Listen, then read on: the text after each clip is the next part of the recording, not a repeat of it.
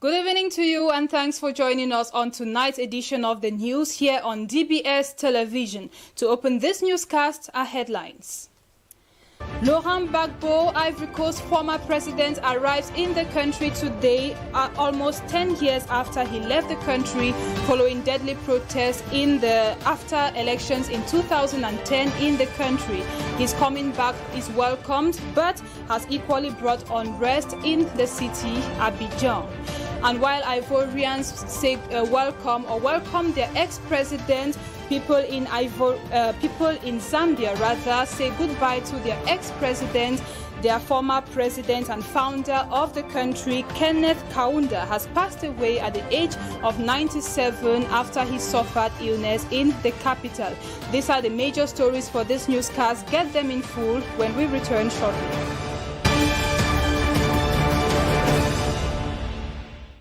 Good evening once again and welcome back, or thanks for joining us on tonight's edition of the news on DBS television with me, Cynthia Ngwemo. We open this news right away from Ivory Coast, where the former president Laurent Gbagbo has returned home to his country for the first time in almost 10 years. This comes after his acquittal by the International Court over crimes against humanity. His plane left Brussels in Belgium this Thursday morning and landed in Abidjan later in the evening, with large crowds of supporters gathered to welcome him in celebration of his return, some wearing T-shirts with his face engraved on them. It is reported that the situation in the economic hub of Côte d'Ivoire, Abidjan, where the 72-year-old former president landed, was quite tense in the hours before his arrival, as many Gbagbo supporters tried to approach the site. The police reportedly barricaded the area close to the airport, while some incidents of clashes were recorded in which tear gas was used by law enforcement to disperse the crowds. Records also hold that there were about 300 people gathered at the presidential pavilion of the airport, including government officials of Ivory Coast, who came to welcome the ex-president at the time of his arrival. From that story, we now bring you on to local stories in Cameroon, where protecting every child from violence, abuse, as well as neglect has been identified as a major priority for the government of the country, as the country yesterday, Wednesday, celebrated or commemorated African Child Day. Our in-depth report tonight focuses on the recurrence of violence against children or on children in Cameroon. And for this reason, our reporter Ate Bonaventure has been finding justifications for this. And for this, he spoke to a sociologist, or rather a psychologist, who in the following report proposes answers. According to a survey carried out by the Cameroon Baptist Convention in 2019, over 50% of Cameroon's children have suffered various forms of abuse and violence, with children with disabilities suffering proportionally far worse. Violence against children is caused by several factors. Some adults have problems with themselves, as mental problems, as some conflicts they have with themselves. Parents sometimes don't know how to educate their children, and they use violence to teach. They use violence to put some values in their children. The violence is not only caused by adults, as some children also pose a threat to their peers. In this case, psychologists talk of societal influence. Now children grow in violence. We have a violence environment.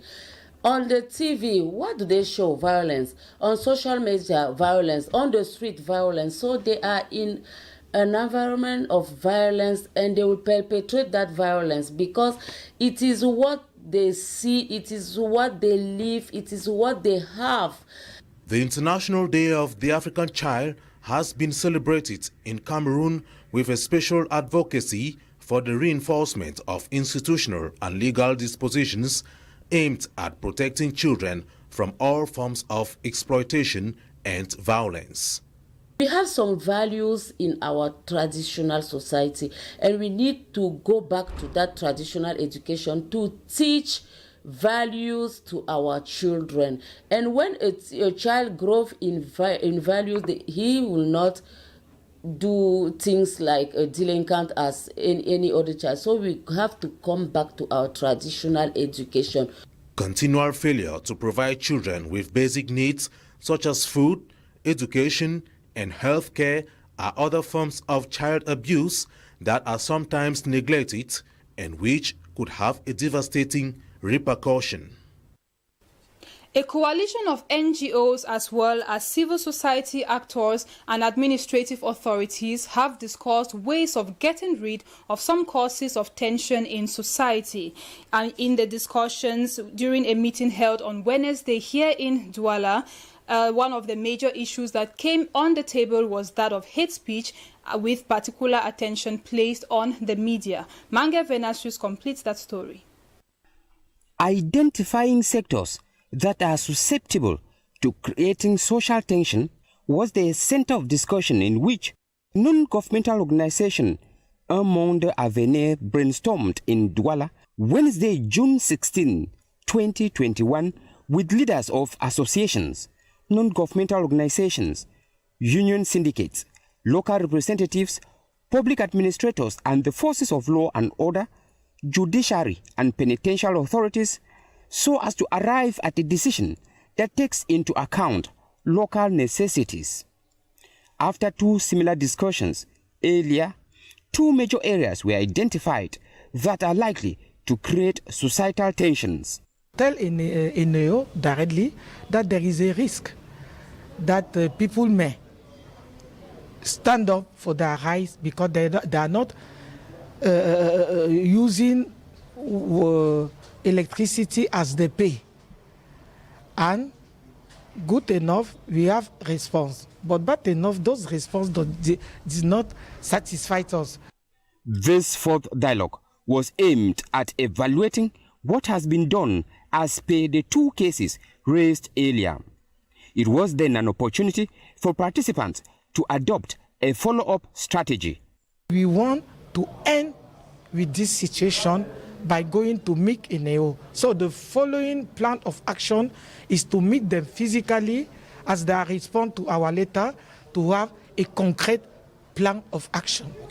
About hate speech, they concluded that the media is at the center of all and should be controlled. The main people to target was the media, was you people. So today we are putting in place a committee to watch what is going on the media. If there is someone there with those speech who can create a problem, you people have to stop it. Otherwise, we come after you. Civil society actors and human rights defenders took the opportunity to present actions taken in the promotion and defense of social, economic, and political rights of citizens. Still in Douala, the Court of First Instance in Bonanjo has served as host to the swearing-in ceremony of new members of the National Social Insurance Fund (CNPS) for the littoral and the southwest regions of the country. The newly installed were called upon to forcefully recover funds or debts allocated to civil servants as well as workers and retired civil servants from the littoral and the southwest regions of the country. Nde Vanessa Shuyong has details. 27 members of the National Social Insurance Fund, better known as CNPS for the littoral and southwest regions, have been sworn in into office June 16 at the Court of First Instance, Bonanjo. The Regional Director, Jean-Paul Biboum, on the occasion, laid emphasis on the innovations and managerial spirits that are now the pride of any CNPS agents, according to the new reform required of them. As mentioned by the procurer, the agents have to intensify debt collection actions in order to reverse the trend of recovery balance, a ceremony which took place with far-fetching impact. This is going to help me to join my colleagues who are already engaged in the forceful recovery task. And this oath taking empowers me to sign acts which will have a far-reaching effect in the recovery process of the National Social Insurance Fund. At the level of the littoral and southwest regions, reports show a heightened death rate of 101 billion francs CFA given out to employers. Aware that if the balance increases, it means that the collection of social contributions does not produce expected results, and that consequently the state of debt of employers vis-à-vis CNPS becomes heavier. As professionals, they were therefore called upon to ensure that this social contribution is secured. By taking this oath, they have vowed to work in strict compliance with the norms of the financial institution. Over in the central region of the country, youths of the Yaoundé 2 municipality have been schooled on ways to seek jobs or better seek jobs or even still create jobs for themselves. This was in a 2-day forum for youth and women's empowerment as well as decentralization, an event that brought together youth as well as women's associations and social partners, all of this under the auspices of the mayor of the Yaoundé 2 Council, Yannick Martial Aïssi. Ate Bonaventure has more on this. The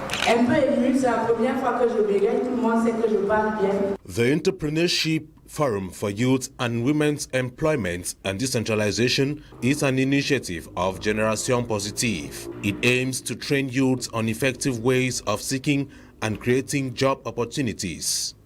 It is taking place under the auspices of the mayor of the Yaoundé 2 Council.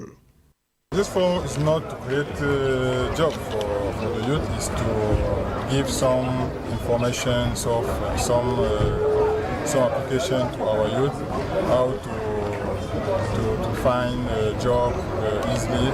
Partners of the forum include the National Employment Fund, the Cameroon National Youth Council, and the National Youth Observatory. It's an occasion to call all the organizations of our municipality who can help us, help the council, help the youth about employment. Young entrepreneurs have the opportunity to expose their projects and seek for funding, while the organizers are looking forward to creating a job incubator for youths in the Yaoundé 2 municipality. In order to combat the disease of zoonosis, which is a disease transmitted from human beings to animals, or rather from animals to human beings, as well as to strengthen animal health security in Africa, a number of 25 veterinary field epidemiologists from Betwa have undergone a 1-month training in a training session organized by the Ministry of Livestock, Fisheries and Animal Industry. This is what Ekokobe Remy Carol tells us in the next report. 25 veterinary field epidemiologists from the East region have just ended their training at the Zootechnical Veterinary Center in Maroa.